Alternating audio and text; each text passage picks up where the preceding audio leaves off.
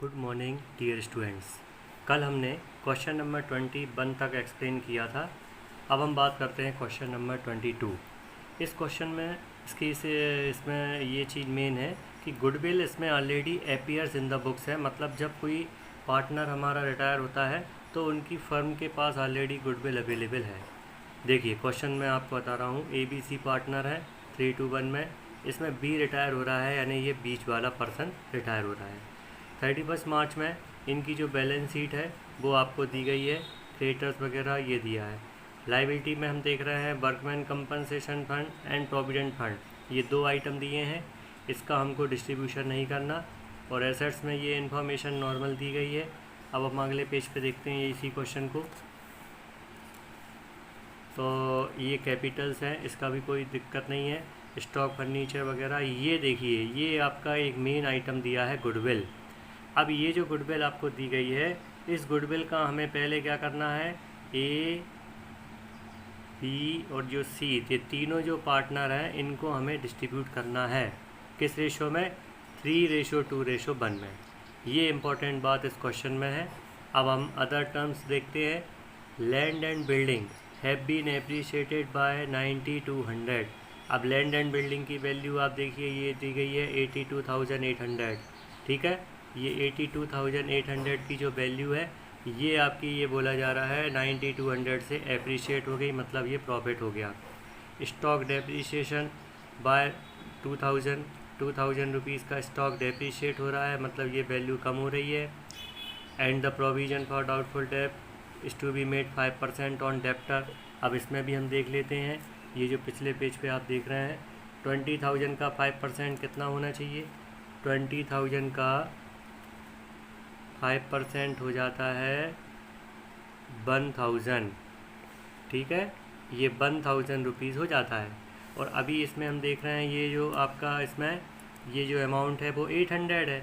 अब 800 से BDR को हमको 1,000 करना है, यानी 200 रुपीज़ की जो BDR है वो वैल्यू इंक्रीज़ हो रही है। इसका मतलब है ये लायबिलिटी बढ़ रहा है। तो रिवैल्यूएशन में कहाँ लिखेंगे इसको? क्रेडिट साइड में। आगे हम देख रहे हैं furniture is to be brought up to ₹36,000। Furniture की वैल्यू आपकी क्वेश्चन में देखिए 40,000 दी गई है। ठीक है, तो ये 40,000 की जो फर्नीचर की जो वैल्यू है ये 40,000 है। इनने बोला है इसको आपको कब कितना लेके आना है, 36,000 पे लाना है। इसका मतलब ये हुआ कि ये वैल्यू ऑफ फर्नीचर कम हो गई। ओके, इसके बाद अगला एडजस्टमेंट में है goodwill of the firm is to be valued at 90,000। ये जो गुडविल है ये 90,000 की न्यू गुडविल है। ठीक है, न्यू गुडविल का मतलब आपका क्या है कि जब पार्टनर जाएगा तो B नाम के पार्टनर को इसका शेयर देना रहेगा 2/6, क्योंकि यहाँ पे जो इनका जो रेशो दिया है ये रेशो है 3:2:1। तो यहाँ पे जो B का शेयर है वो कितना है? 2/6। तो अपन को उसकी जो गुडविल निकालेंगे B की 90,000, ये 90,000 जो है इसकी कितने इंटू 2/6 करके कैलकुलेट की जाएगी। तो ये बन जा 3 15,000 जा, है ना। तो कुल मिला के ये नहीं सॉरी ये 30,000 जा, है ना। तो 30,000 रुपीज़ अपन को B को गुडविल के रूप में देना है। अब B is paid of through the bank. B को जो पैसा है बैंक के द्वारा दिया जाएगा। If necessary loan may be obtain from bank. अब अगर हमारे पास सफिशिएंट कैश अवेलेबल नहीं हो पाया B को देने के लिए, अभी हमारे पास कैश बैलेंस कितना दिया है क्वेश्चन में आप देखेंगे, बैंक बैलेंस जो दिया है पिछले पेज पे भी है बैलेंस शीट में 20,000।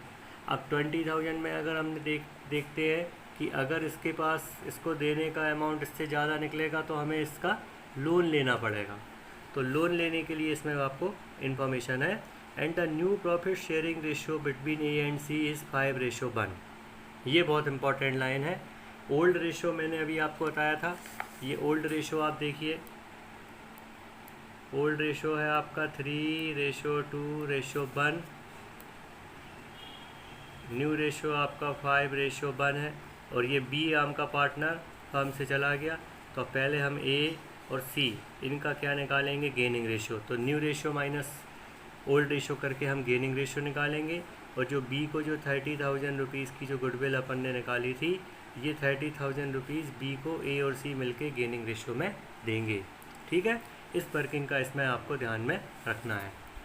अब बात आ रही है इसमें करना क्या है, प्रिपेयर नेसेसरी लेजर अकाउंट। इसमें नेसेसरी लेजर अकाउंट बनाना है, मतलब सबसे पहले हम रिवॉल्यूशन अकाउंट बनाएंगे, फिर पार्टनर्स कैपिटल अकाउंट बनाएंगे, देन उसके बाद आपका बैलेंस शीट बनेगा। ठीक है, बहुत सिंपल क्वेश्चन है, थोड़ा सा लेंदी है, लेकिन आराम से आपको करना है। सारी चीज़ें मैंने आपको क्लियर कर दी। अब आता है क्वेश्चन नंबर 23। अब 23 क्वेश्चन में आप देखेंगे, इसमें एक नई चीज़ दी गई है कि जो रिटायरिंग पार्टनर है उसको पैसा दे रहे हैं लोन के रूप में, मतलब उसका लोन हम इंस्टॉलमेंट के रूप में उसको पेमेंट करेंगे। देखिए क्वेश्चन में देखते हैं, PQR और partner in the ratio 1/2, 1/3 and 1/6 respectively. ये PQR का रेशो दिया है और ये उनका ओल्ड रेशो दिया। ठीक है, on 31 March P decided to retire from the firm. 31 मार्च में P फर्म से रिटायर होता है। On this date following balances were found. अब इस तारीख में जो बैलेंसेस दिए गए हैं वो क्या है, P की कैपिटल है 40,000, लॉस ऑन रिवॉल्यूशन है 8400 का, जो कि इसकी कैपिटल में से माइनस करना रहेगा। जनरल रिजर्व दिया गया हुआ है कितना, ये 8400 रुपीज़ P का शेयर नहीं है, ये तीनों पार्टनरों का शेयर है।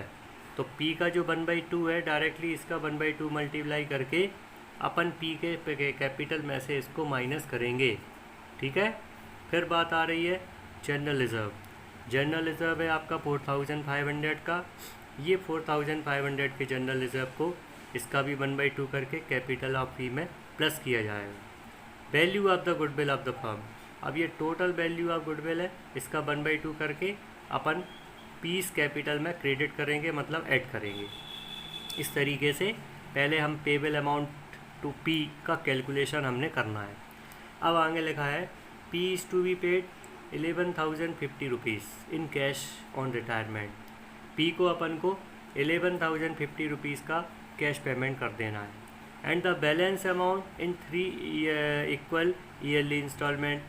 अब बाकी का जो भी पैसा बचेगा वो अपन उसको 3 इक्वल इंस्टॉलमेंट में, ईयरली इंस्टॉलमेंट में, together with interest eight 5% per annum, और 5% इंटरेस्ट के साथ देना है ऑन द आउटस्टैंडिंग अमाउंट। इस तरीके से यहाँ पे पहले prepare P's capital account and his loan account till the finally close. अब मैं आपको यहाँ पे पहले P's कैपिटल अकाउंट बताता हूँ कैसे बनेगा। देखिए, ये मैंने क्वेश्चन सॉल्व करके बता दिया ताकि टाइम कम लगे, मैं आपको एक्सप्लेन कर रहा हूँ। हम पहले P's कैपिटल अकाउंट बना रहे हैं। P's कैपिटल के क्रेडिट में पहले बाय बैलेंस ब्रॉट डाउन लिखा 40,000, बाय जनरल रिजर्व का उसका जो बैलेंस था उसका जो शेयर है 4,500 का 50%। फिर इसके बाद डेबिट में टू लॉस ऑन रिवॉल्यूशन लिख दिया। लॉस ऑन रिवॉल्यूशन 8400 था तो उसका आधा 4200। अब इसके बाद जो कैपिटल की बात आ रही थी, तो P को जो गुडविल है गुडविल, तो P को जो गुडविल है वो 6000 देनी थी। अब ये Q और R मिलके दे रहे हैं, तो हम इसके क्रेडिट में बाय Q's कैपिटल और बाय R's कैपिटल लिख दिया 2/3 और 1/3 के रेशो में, 2000 एंड 1000। अब क्वेश्चन में एक इन्फॉर्मेशन दी है, आप देख लीजिए, ये P is to be paid off. P को जो है ये P is to be paid off 11,050 rupees, तो हमने ये P के कैपिटल के डेबिट में टू कैश अकाउंट करके 11,050 रुपीज़ लिख दिया। अब क्रेडिट का टोटल हमने देखा, ये क्रेडिट का टोटल है 45,250, और उसमें से ये दोनों डेबिट के आइटम घटाने के बाद ये P's लोन अकाउंट में 30,000 रुपीज़ ट्रांसफ़र कर दिया। इसका मतलब है कि इमीडिएटली जो देने के बाद भी हमें P को 30,000 रुपीज़ पे करना है। अब जो क्वेश्चन है, क्वेश्चन में अभी आपको एक चीज़ और डिमांड की गई है, आपको P's लोन अकाउंट और बनाना है टिल फाइनली क्लोज्ड। ठीक है, तो अब ये क्वेश्चन मैं और आपको एक्सप्लेन कर दे रहा हूँ। इसमें आप देखिएगा, सबसे पहले ये जो 30,000 रुपीज़ है ये P's लोन अकाउंट के क्रेडिट में लेके आएंगे बाय बैलेंस ब्रॉट डाउन। अब उसके बाद इसका अपन पहले साल का जो इंटरेस्ट है वो 5% देंगे, तो 30,000 का 5% कितना होता है 1,500। तो अपन क्रेडिट में लिखेंगे बाय इंटरेस्ट अकाउंट 1,500, और डेबिट में टू कैश अकाउंट लिख देंगे कितना 10,000। प्लस अब देखिए 30,000 की 3 इक्वल इंस्टॉलमेंट है, तो एक इंस्टॉलमेंट कितने की हो जाएगी 10,000 की। तो इस तरीके से उसका जो पेबल अमाउंट है वो 10,000 प्लस 1,500, तो पहले साल उसको 11,500 का पेमेंट होगा। सेकेंड ईयर में जब उसकी बात आ रही है तो 20,000 बचेगा, 20,000 का 5% हो जाएगा 1,000 रुपीज़ का इंटरेस्ट, 20,000 का 5%, तो 20,000 का 5% और प्लस 10,000, तो सेकेंड ईयर में 11,000 का पेमेंट होगा, और थर्ड ईयर में बचा हुआ 10,000 और फिर उसका 5% 10,500 का इस तरीके से पेमेंट। तो ये जो है ये रिटायरमेंट में हम लोन के थ्रू पार्टनर का मैटर सेटल कर रहे हैं। अब एक और क्वेश्चन है 24 हम समझते हैं। RST का रेशो है 2:1, ये इनकी बैलेंस शीट है। बैलेंस शीट में समझने वाला आइटम है ये P&L अकाउंट 9,000, इस 9,000 के P&L को उठा के RST के ओल्ड रेशो में डिस्ट्रीब्यूट कर देना है, ठीक है। बाकी यहाँ पे कोई आइटम नॉर्मल है, सारी चीज़ें जो अपन समझते थे। फिर अपन पिछले नेक्स्ट पेज पे आप देखते हैं इसकी टर्म्स की बात करते हैं, ठीक है।